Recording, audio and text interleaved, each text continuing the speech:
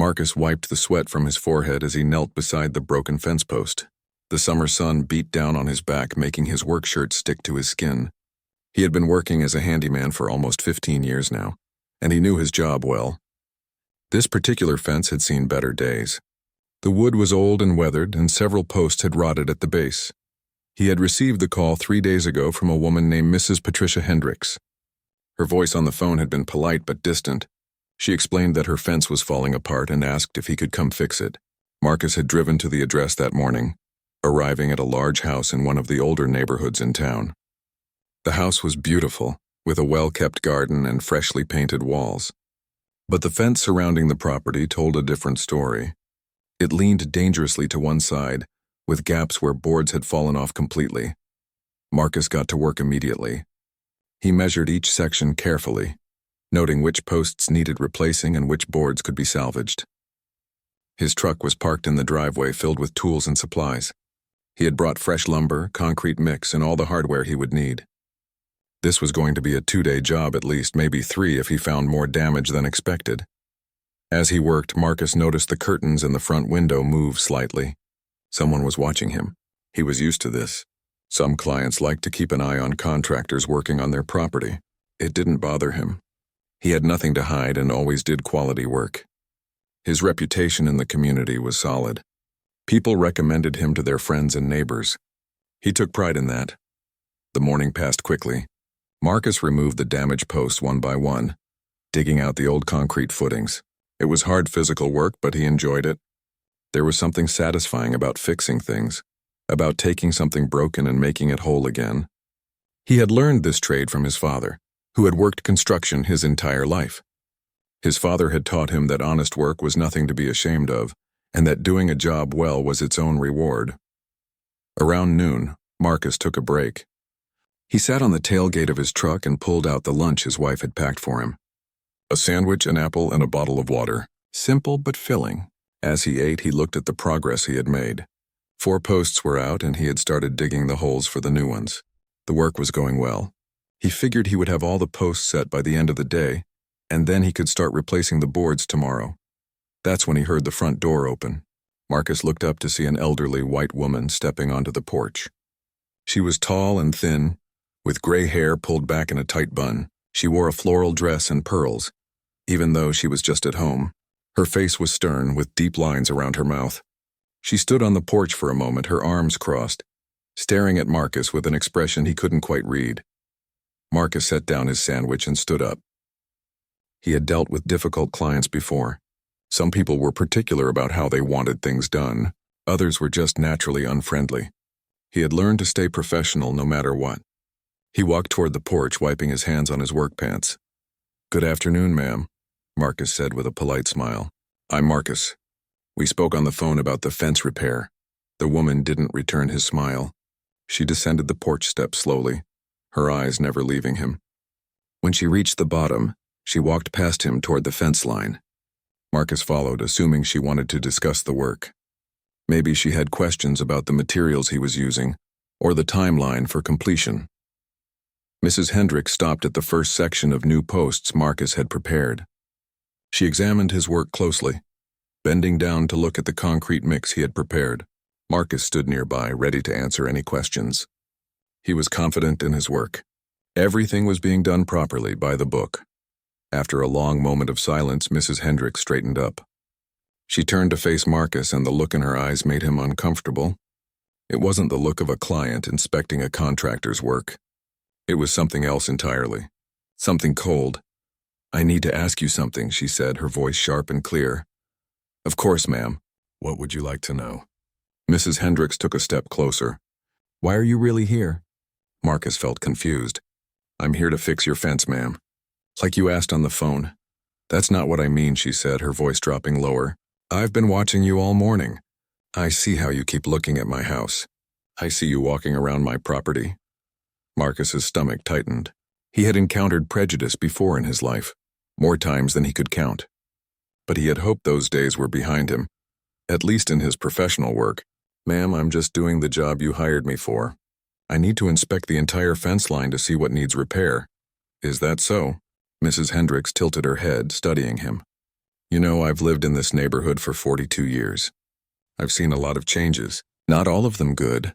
Marcus remained silent, unsure where this was going. His heart began to beat faster. He recognized the tone in her voice. He had heard it before from other people in other situations. I want you to be honest with me, Mrs. Hendricks continued. Are you casing my house? Planning to come back later when I'm not home? The words hit Marcus like a physical blow. For a moment he couldn't speak. He stood there, frozen, staring at this woman who had just accused him of being a criminal. Not because of anything he had done, but simply because of who he was. Ma'am, Marcus finally managed to say, his voice steady despite the anger building inside him. I am a licensed contractor. I have insurance, references, and 15 years of experience. You called me. You asked me to come here and fix your fence. That is exactly what I am doing.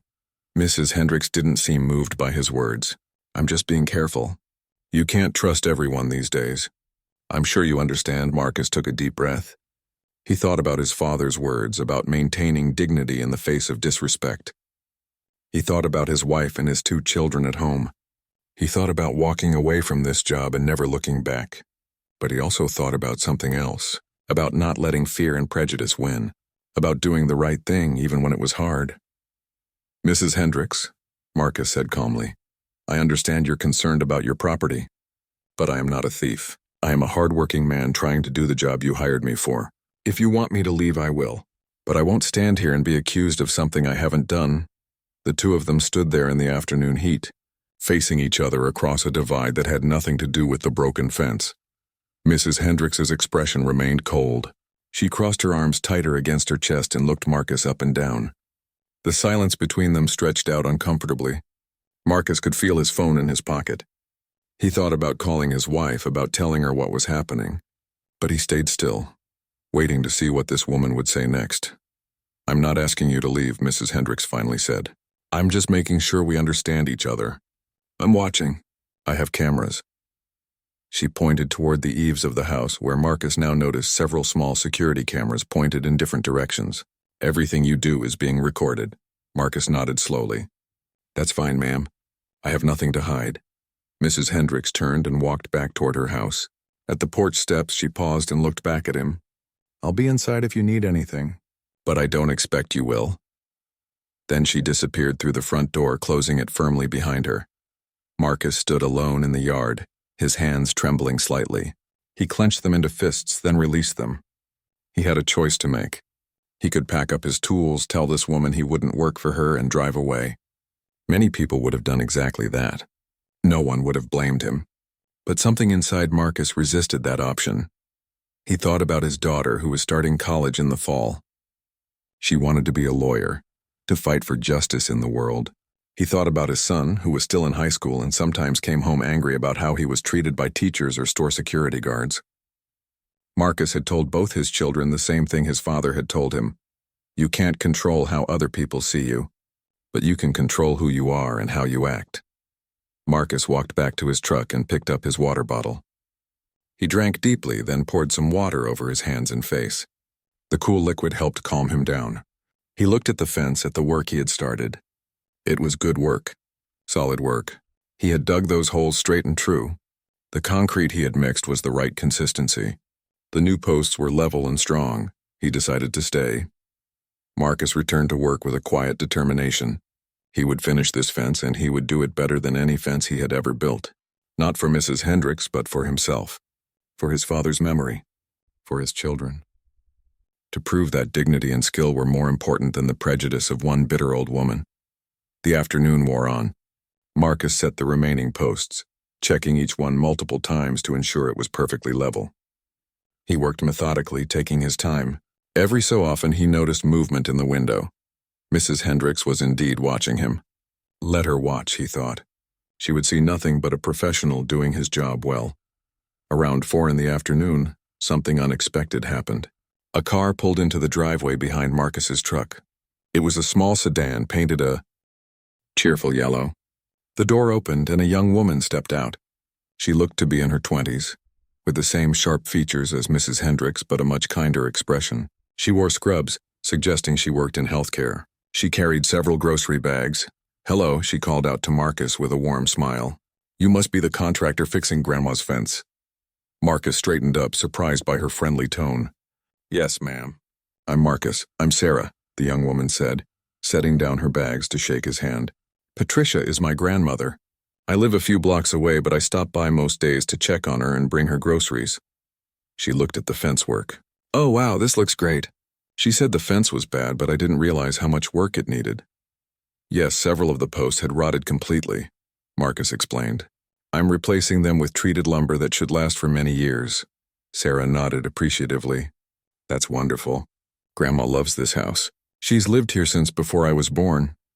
She hesitated, then added quietly, I hope she's been polite to you. She can be a bit difficult sometimes. Marcus chose his words carefully. She's concerned about her property. That's understandable. Something in his tone made Sarah look at him more closely. Her expression shifted from friendly to worried. Did something happen? Did she say something to you? Before Marcus could answer, the front door opened and Mrs. Hendricks appeared. Sarah, is that you? Hi, Grandma. Sarah picked up her grocery bags and headed toward the porch. I brought you some things from the store. Mrs. Hendricks glanced at Marcus, then back at her granddaughter. Come inside. We need to talk. Sarah gave Marcus an apologetic look before following her grandmother into the house. The door closed behind them. Marcus returned to his work, but he couldn't help wondering what they were discussing. He had a pretty good idea. About 15 minutes later, the front door opened again. This time, both women came out. Sarah looked upset, her face flushed. Mrs. Hendricks looked defensive, her jaw set stubbornly. They walked down the porch steps together, heading directly toward Marcus. Marcus set down his tools and waited. His heart rate picked up again. He had no idea what was coming next. Sarah spoke first.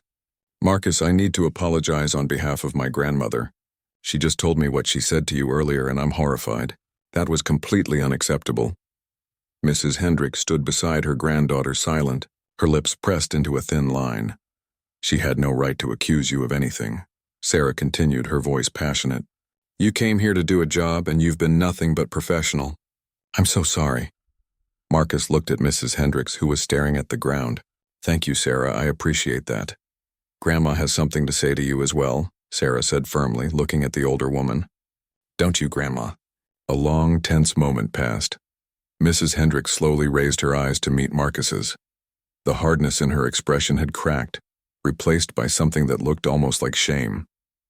But she still said nothing. Grandma, Sarah prompted again, more insistently this time. Mrs. Hendricks cleared her throat. When she finally spoke, her voice was barely above a whisper. I may have been hasty in my judgment. That's not enough, Sarah said. Tell him properly. The old woman's face reddened. She looked like she wanted to be anywhere but here, doing anything but this. Finally, she spoke again, her voice stronger but still reluctant. I apologize for what I said earlier. It was inappropriate. Marcus studied her face. The apology was clearly forced, dragged out of her by her granddaughter's insistence. There was no real remorse in her eyes, no genuine change of heart. Just embarrassment at being called out. But still she had said the words. That was something, even if it wasn't enough. I accept your apology, Marcus said quietly, and I'll finish your fence. It should be done by tomorrow afternoon. Sarah's face flooded with relief. Thank you, Marcus. Thank you for being so understanding. Mrs. Hendricks turned without another word and walked back to the house. Sarah lingered for a moment. She's not a bad person, she said softly. She's just from a different time. That doesn't excuse what she said, I know. But she's my grandmother and I love her even when she does things like this. Marcus nodded. I understand. Family is complicated. Still, Sarah said, what she did was wrong, and I'm going to keep talking to her about it. She needs to hear it, whether she wants to or not. She smiled sadly. Thank you for staying. A lot of people would have left. After Sarah went inside, Marcus stood alone in the yard once more. The sun was getting lower in the sky. He had maybe another hour of good light left to work. He picked up his tools and went back to the fence. There was still a lot to do. Marcus arrived early the next morning. The air was cooler, and a light fog hung over the neighborhood. He wanted to get an early start so he could finish the job by afternoon as promised. His truck rumbled to a stop in the driveway, and he began unloading the wooden boards he would use to replace the damaged sections of the fence. As he worked, Marcus found himself thinking about the previous day. He had gone home and told his wife everything that had happened. Jennifer had been angry, her eyes flashing with the protective fury that he loved about her. She had wanted him to quit the job immediately, to refuse to work for someone who had treated him that way. But Marcus had explained his decision to stay, and eventually she had understood. She always understood him, even when she disagreed. His son had been angry too, asking why his father had to put up with that kind of treatment. Why couldn't he just walk away? Marcus had tried to explain that sometimes walking away was the easy choice, but not always the right choice. That showing someone who you really are through your actions can be more powerful than any words. He wasn't sure his son had fully accepted that answer, but at least he had listened. The front door opened around 8 o'clock. Marcus looked up, expecting to see Mrs. Hendricks or perhaps Sarah again. Instead, he saw the elderly woman standing in the doorway holding a tray. She walked slowly down the porch steps, her movements careful and deliberate. As she got closer, Marcus could see there was a pitcher of lemonade on the tray along with 2 glasses filled with ice. "I thought you might be thirsty," Mrs. Hendricks said. Her voice was different from yesterday. Less sharp, less cold, almost uncertain. Marcus straightened up, wiping sawdust from his hands. "Thank you, ma'am. That's very kind." Mrs. Hendricks set the tray on the tailgate of his truck. She poured lemonade into both glasses, then handed one to Marcus. He took it, surprised by this gesture. They stood there for a moment in awkward silence, both holding their glasses, neither quite sure what to say. "The fence looks good," Mrs. Hendricks finally said, glancing at his work. "Better than I expected." "Thank you. I take pride in my work." Another silence fell between them. Mrs. Hendricks sipped her lemonade, her eyes distant.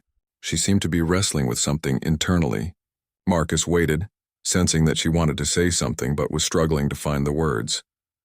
"My husband built the original fence," she said suddenly. 40 years ago. He was a good man, very handy with tools. He could fix anything. Her voice softened with memory. "He died 12 years ago. Heart attack. One minute he was there, the next he was gone." "I'm sorry for your loss," Marcus said sincerely. Mrs. Hendricks nodded. "This house has been my whole world since he passed. Just me and these walls in this garden. Sarah visits and a few friends from church, but mostly it's just me." She paused, looking at the fence. Watching that fence fall apart piece by piece year after year, it felt like watching the last piece of him disappear. Marcus understood then, at least partly. The fence wasn't just a fence to her. It was a connection to someone she had loved and lost. That didn't excuse her behavior, but it explained some of the fierceness with which she guarded this property. "The new fence will last a long time," Marcus said gently. "Probably longer than the original one. I'm using better materials than what was available 40 years ago." Mrs. Hendricks took another sip of her lemonade. "I need to explain something to you, though I'm not sure I can do it properly. Sarah was very upset with me yesterday. She said some hard things I needed to hear but didn't want to." She paused, choosing her words carefully. "I grew up in a different time. In a different world, really. The things I was taught as a child, the attitudes I learned from my parents and from the society around me. Those things are hard to unlearn even when you know they're wrong." Marcus said nothing, letting her continue. "When I see someone like you," she went on, her voice dropping lower, "my first reaction comes from those old lessons. Fear, suspicion, distrust. It's automatic. It happens before I even think about it." She finally looked at him directly. "But Sarah helped me see yesterday that those automatic reactions are my problem to fix, not yours to endure. You didn't deserve what I said to you. You didn't deserve to be treated like a criminal when all you were doing was the job I hired you for."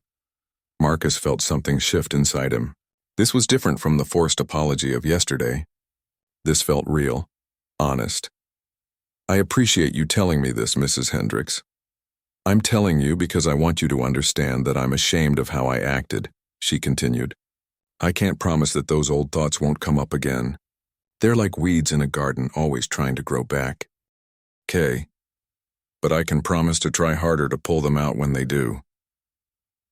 They stood together in silence for a few moments, both looking at the fence, the old parts and the new parts side by side, a visible reminder of change and repair. "Your husband would be proud of this fence," Marcus said. "It's going to protect your property well for many years." Mrs. Hendricks smiled, a genuine smile that transformed her stern face. "Yes, I think he would be. Thank you." She picked up the tray. "I'll let you get back to work. There's more lemonade in the pitcher if you need it." As she walked back to the house, Marcus felt a weight lift from his shoulders that he hadn't fully realized was there. He returned to work with renewed energy. The boards went up smoothly, each one cut to precise measurements and secured with galvanized screws that wouldn't rust. He worked steadily through the morning, making good progress. Around noon, Mrs. Hendricks came out again. This time she carried a plate with 2 sandwiches, some fruit, and cookies. "I made lunch," she said. "I hope you like turkey." Marcus was touched by the gesture. "That's very thoughtful. Thank you.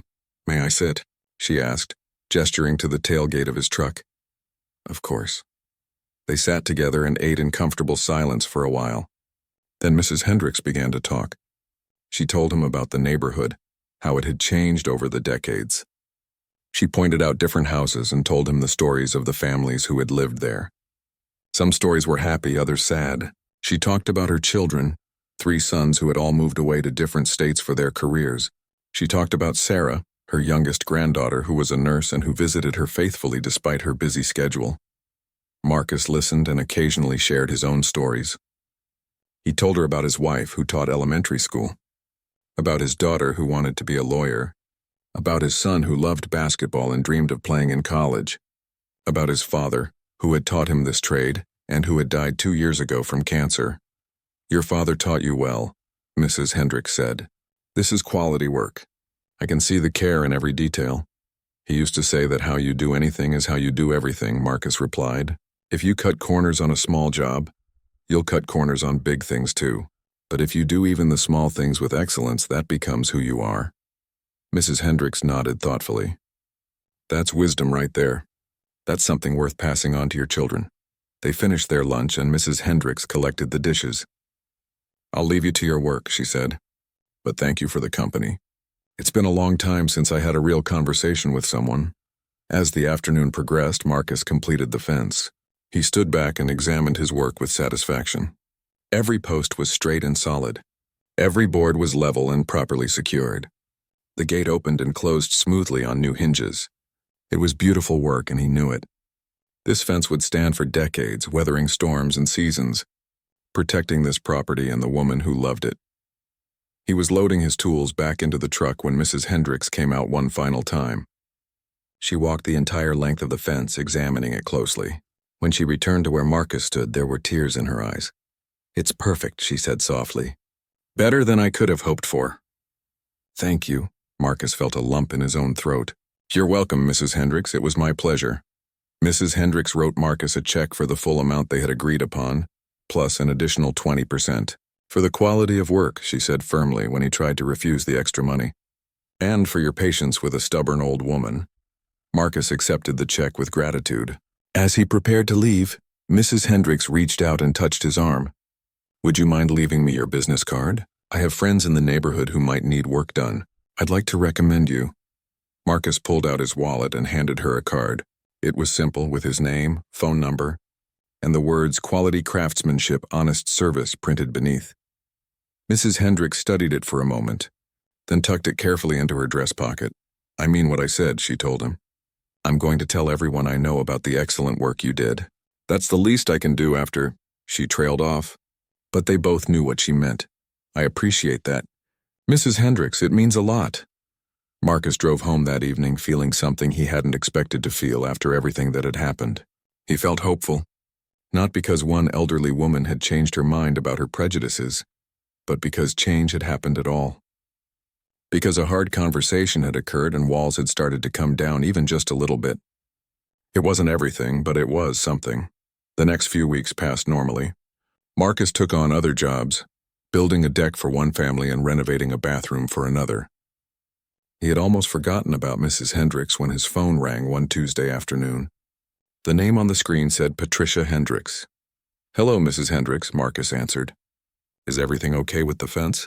"The fence is perfect," she replied. "That's not why I'm calling. I wanted to let you know that I've recommended you to 4 different families in my neighborhood. 2 of them have already called you, haven't they?" Marcus smiled. Indeed, 2 new clients had contacted him in the past week, both mentioning that Patricia Hendricks had recommended him highly. "Yes, ma'am. Thank you for that. I appreciate the referrals. Well, there's a 3rd one coming your way.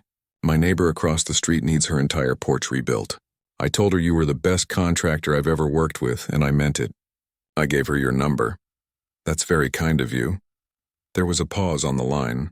Then Mrs. Hendricks said, I also wanted you to know that I joined a discussion group at my church. It's about understanding and bridging community differences. Sarah suggested it, and I resisted at first, but I've been going for 2 weeks now. Marcus felt a swell of respect for this woman who was trying, at her age, to unlearn a lifetime of conditioning. That takes courage, Mrs. Hendricks, real courage. Well, I figured if you could show me grace after how I treated you, the least I could do is try to become someone who deserves that grace. She cleared her throat. Anyway, I just wanted to update you. Take care, Marcus. You too, Mrs. Hendricks. True to her word, the neighbor called the next day. Marcus went to meet with her and ended up with another substantial job.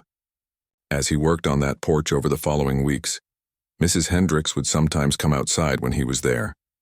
She would wave or stop to chat for a few minutes, asking about his family and telling him about her week. One Saturday morning, Marcus was working on the porch when he noticed Mrs. Hendricks walking down her driveway with purpose. She was dressed in nice clothes and carrying her purse. But instead of getting into a car, she walked across the street toward where Marcus was working.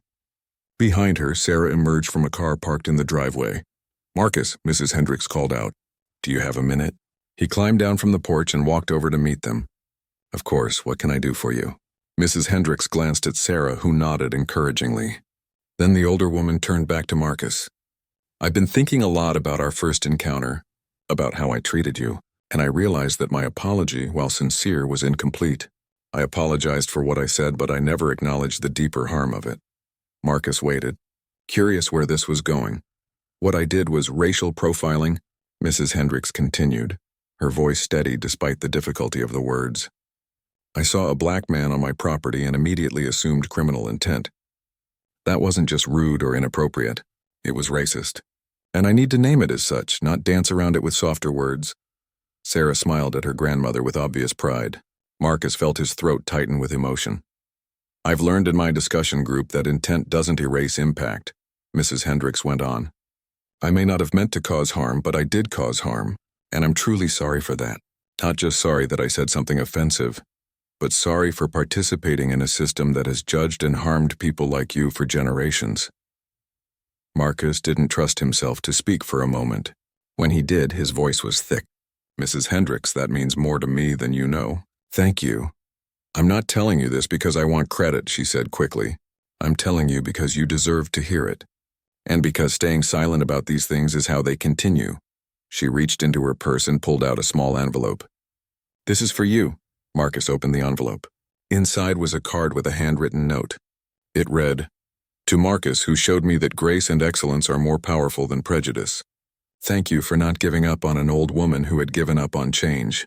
You made a difference in my life. With respect and gratitude, Patricia Hendricks. Below the note was a photograph. It showed Mrs. Hendricks standing beside the fence Marcus had built, smiling.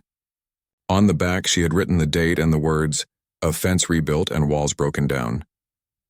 I wanted you to have this, she explained, as a reminder that your work changes more than just properties. Sometimes it changes people. Marcus felt tears prick at his eyes. He folded the card carefully and put it back in the envelope. I'll treasure this. Thank you, Sarah stepped forward. Grandma wanted me to be here when she gave you that because she wanted a witness. She wants to be held accountable for continuing this growth, not just making a grand gesture and then going. Back to old ways. That's right, Mrs. Hendricks agreed. Sarah is going to keep me honest, and I'm going to keep working on myself. This discussion group is just the beginning. I'm reading books, listening to different perspectives, examining my own thoughts and reactions. She smiled ruefully. It's uncomfortable work, but necessary work. Marcus shook his head in amazement. You're doing something that a lot of people would never have the courage to do.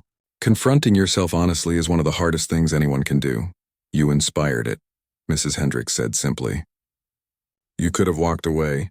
You could have done a mediocre job out of anger. You could have badmouthed me all over town. Instead, you did excellent work and treated me with dignity even when I didn't deserve it. That challenged me in a way that anger never could have. They talked for a few more minutes before Mrs. Hendricks and Sarah left for their lunch plans. Marcus returned to his work, but his mind was elsewhere. He thought about his father, about the lessons he had taught, about dignity and excellence and character, about how you never really know the impact you might have on someone's life just by being who you are. That evening, Marcus showed the card to his wife and children. His daughter read it silently, then looked up at her father with shining eyes. "Dad, this is beautiful. You changed someone's heart." "I don't know if I changed her heart," Marcus said thoughtfully. "I think I just showed her something that challenged what was already in it. The hard work of change, that was all her. She chose to do that." His son was quiet for a long time, studying the photograph. Finally, he said, "I think I understand now. What you were trying to tell me before. About staying and doing good work?" Marcus put his arm around his son's shoulders. "Sometimes the strongest thing you can do is keep being who you are, even when someone tells you that you're something else. Not because you need to prove anything, but because you know your own worth. And sometimes, if you're lucky, other people start to see it too." 3 months passed, and autumn arrived with its crisp air and changing leaves. Marcus's business continued to grow, partly because of the steady stream of referrals from Mrs. Hendricks and her neighbors. He had become the go-to contractor in that part of town, known for quality work and professional service.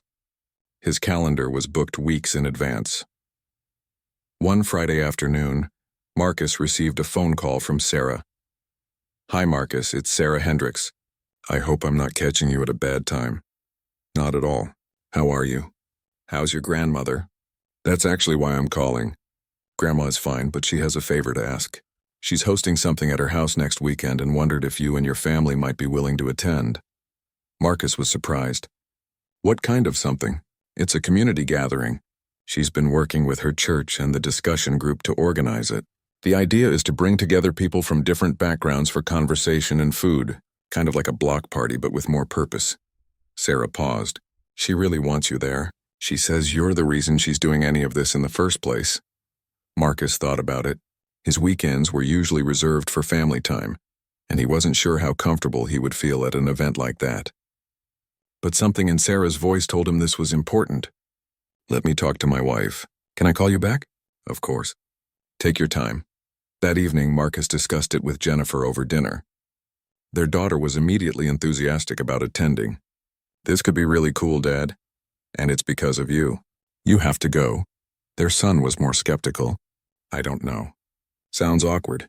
A bunch of people standing around trying to talk about race? That never goes well." "Maybe not," Jennifer said thoughtfully, "but maybe it's worth trying. If Mrs. Hendricks has the courage to put herself out there like this, the least we can do is support that." In the end, they decided to go. Marcus called Sarah back and confirmed that his family would attend. She sounded relieved and happy. "Thank you. This means a lot to Grandma. She's nervous about the whole thing, but she's determined to make it happen."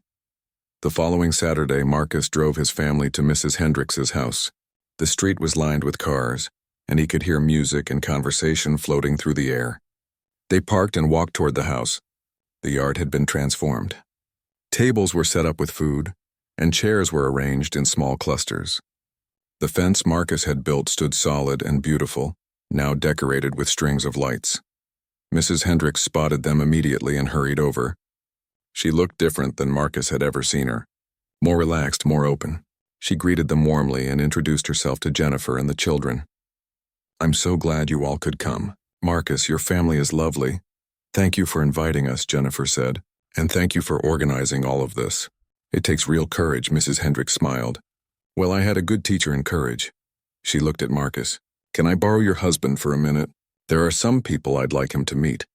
Marcus followed Mrs. Hendricks through the gathering. She introduced him to her neighbors, to members of her church, to people from the discussion group. Each introduction came with a story. "This is Marcus. He's the one I told you about who built my fence. He taught me more about grace and dignity than I learned in 75 years of living."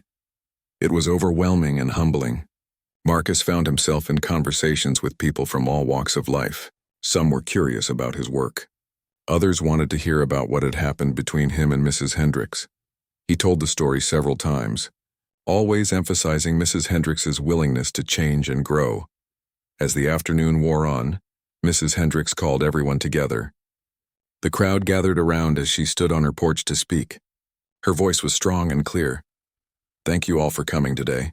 I know some of you are wondering why a woman my age suddenly decided to organize something like this. The truth is, a few months ago I did something I'm not proud of. I accused a good man of having criminal intentions based on nothing but the color of his skin. The crowd grew quiet. Marcus felt his children move closer to him. That man is here today with his family, Mrs. Hendricks continued. Marcus, would you come up here, please? Marcus felt his heart start to pound. He hadn't expected this. But Jennifer squeezed his hand and gave him an encouraging nod. He walked through the crowd and climbed the porch steps to stand beside Mrs. Hendricks. This is Marcus, she said to the gathering. A skilled contractor, a devoted family man, and someone who showed me what grace looks like in action. He could have walked away when I treated him badly. He could have responded with anger, and he would have been justified. Instead, he did excellent work and treated me with respect. And that challenged me to take a hard look at myself. She turned to face Marcus directly. You once told me that your father taught you that how you do anything is how you do everything. That lesson has stayed with me. It made me realize that if I want to be someone who promotes understanding and justice, I can't just think good thoughts. I have to do the work, even when it's uncomfortable. Especially when it's uncomfortable. The crowd applauded. Marcus felt his eyes water. Mrs. Hendricks continued addressing the gathering. That's why we're all here today, to do the work of really seeing each other, not as stereotypes or assumptions, but as human beings with stories and struggles and hopes. I'm still learning. I'm still making mistakes, but I'm committed to this journey because Marcus showed me that change is possible at any age. After the speech, people came up to thank Marcus and share their own stories. His son, who had been skeptical about coming, found himself in a long conversation with a young man from the neighborhood about basketball and college aspirations. His daughter talked with several people about her plans to study law and fight for justice. Jennifer connected with other parents who shared similar concerns and hopes for their children. As the sun began to set, the gathering took on a magical quality. The lights on the fence twinkled in the growing darkness. Music played softly. People who had arrived as strangers were exchanging phone numbers and making plans to meet again. Marcus stood beside the fence he had built, watching it all with a sense of wonder. Mrs. Hendricks came to stand beside him.